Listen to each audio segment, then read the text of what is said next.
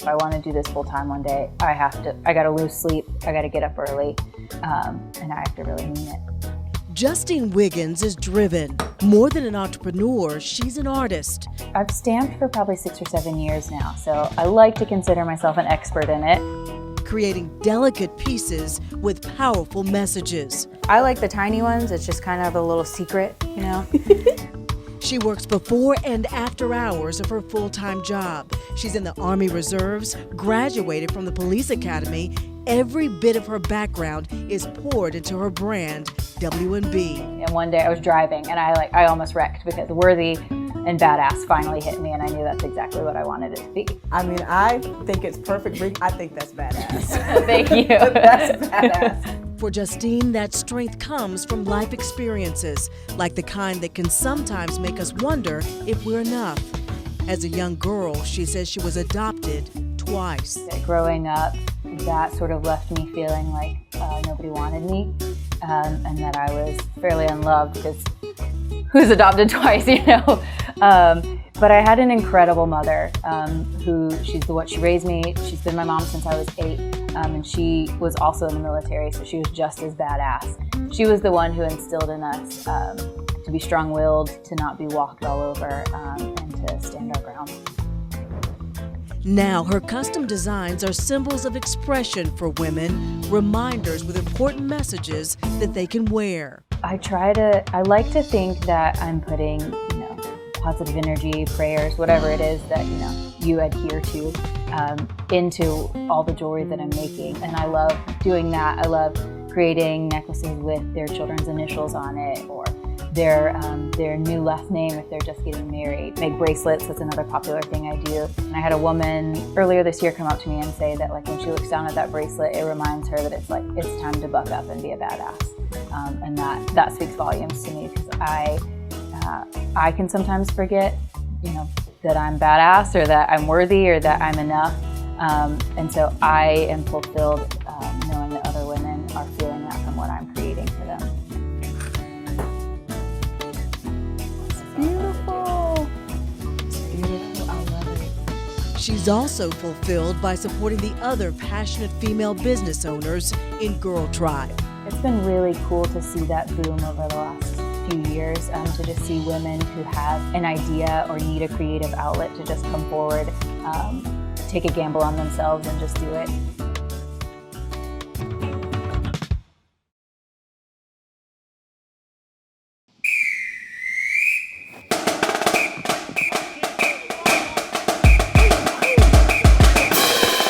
Well, it's a brand new charter school opening up in Rock Hill. We eventually have about 600 kids, a great brand new venture right here. That's based on academics with athletic programs. It's really an exciting venture. That's it! Right. Get him up! It's tough to leave a place like South Point, which is a great school. Wait, go! It's just a new opportunity to try to build something, which is what I love to do, and so I'm excited about it. You're all over the place. You need to get in that gap. Well, and when I became the first head coach at South Point, Straight helped South Point build that program, and ended up carrying on with it and really flourishing. He coached me when I was in high school, so we got a complete change, reversal of roles. I just felt kind of obligated to not give up the game of coaching football and help him build this deal. And it's going to be some bumps and bruises in the first year, but I think eventually this thing could really be a good deal. I learned a lesson a long time ago, is just put good people around you and you'll be successful. 3, 1, 2, 3! Our next adventure takes us underground uptown to a whimsical place that will allow you to relive your childhood, get the perfect profile shot, and turn your sense of reality upside down all at once. This is Portal. This is Charlotte's first and only immersive art experience. It's somewhere we can showcase Charlotte's local artists in a big scale.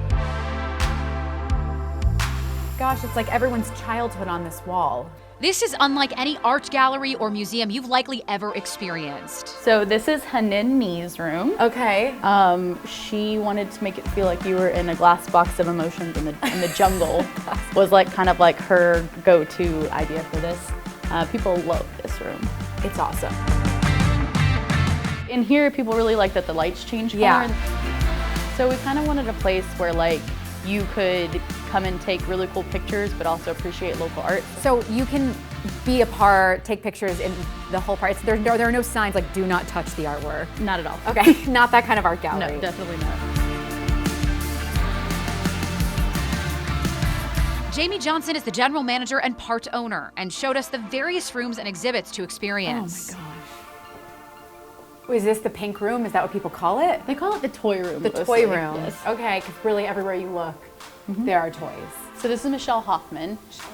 She has a toy movement called Toy Tantrum, where she basically takes recycled toys or toys that would go to a landfill or whatever, donated toys, anything, and she turns it all into art. And this chair is fabulous. Yes. It was like the cherry on top. From the toy room to this throwback room, Johnson toured us around the interactive space. It's nice seeing like father-daughter or something like that come in here and like he gets to explain like all this stuff because they're just, I don't get it. What we were talking about earlier, this place has something for everyone. Right. And when we say interactive, we mean it. Oh my God, can I play? Yeah. Oh my gosh. I even climbed into this ball pit in the money room. Cool. It's actually kind of comfortable. I feel rich. It really is a unique experience with something to discover and do in each space. And like any piece of art, it's all up to interpretation. One of the best parts, your pictures and interaction with the installations helps to grow Charlotte's art scene. I think it's great just because it puts local artists out there a lot easier. I guess helps them become more known because a lot of them, you know, Charlotte artists especially, like, you know, we don't necessarily have like a big art like movement yet. Yeah. But there are so many good artists, so like we're just trying to help showcase that and like put them somewhere where people actually want to come in and then they're taking pictures and then without even knowing they're promoting their artwork.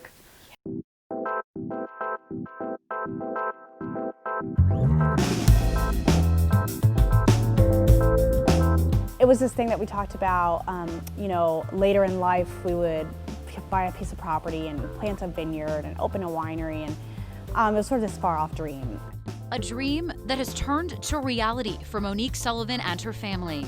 So excited that you guys are here because Charlotte is fabulous, like with beer, like we've got great breweries and it's awesome that we have so many, but we need a little more wine. I think so. I mean, you know, and that was one of the reasons that we wanted to do this in the style we did it. We loved the brewery scene. We still love the brewery scene. And you go and it's easy and you take your kids and you take your dogs and you have 3-4 hours with your friends and it's a blast. But we love wine. Veronay Vineyards and Winery, located in Kings Mountain, is just a short drive from Charlotte, but with wall-to-wall windows and stellar views of Crowder's Mountain and Pinnacle Peak, you'll feel far, far away. And the wine is for real. It's good. They have 3 whites, 3 reds, a rosé that I personally taste tested, and there's also a sparkling wine. And then we have bubbles because, you know, what's a day without bubbles? Right. I mean, yeah, and our bubbles are made in the traditional champagne style. That's Monique's favorite. So right now we're partnering with other vineyards. We had some friends in the industry and we were able to make some good contacts and found some really wonderful vineyards doing wonderful things with the same varietals of grapes that we were growing. But their own grapes are growing. Our first harvest will be fall 2021. Okay. And then so our first estate wines with our grapes from our property Right. will be probably like fall 2022. Besides the beauty of the tasting room and good wine, there's one thing that struck me about Veronay. The love that went into this place. And then when we got pregnant in late 2016, we pretty much decided at that point, you know, we want to do this now and have it be something that we could share with our daughter and she could grow up doing with us as a family. Even the name, Veronay, is a combination of Monique and her husband's mother's names. It's a true family business that offers a little inspiration to us all to follow those dreams. Plenty of nights where my husband and I sat down and we're like, why did we do this? Oh my gosh, you're like, we bought this land, what are we gonna do? Why did we commit to do this? Are we insane? And plenty of our friends thought we were insane to be doing this. But now that it's here, you know, it's totally worth it.